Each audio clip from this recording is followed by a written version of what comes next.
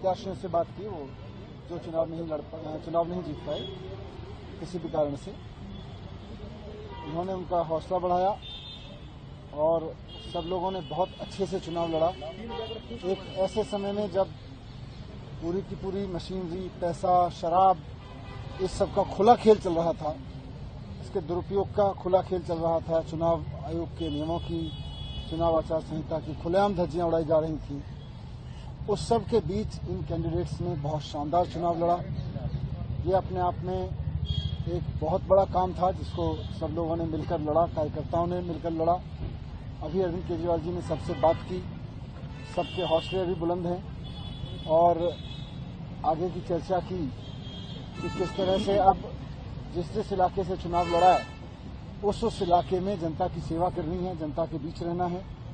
और वहां से जो बीजेपी के लोग जीते हैं वो भले ही लोगों के लिए काम करें ना करें, लेकिन उन्हें,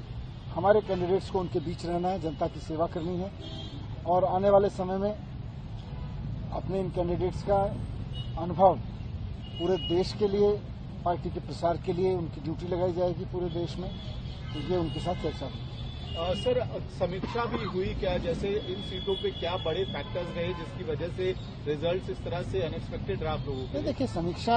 तो होती रहेगी, साथ साथ चलती रहेगी, बहुत सारे फैक्टर्स रहेंगे, लेकिन जैसा मैंने कहा कि ऐसे समय में जब खुल के पैसे बांटे जा रहे थे, जूते साड़ियां बांटे जा रही थी,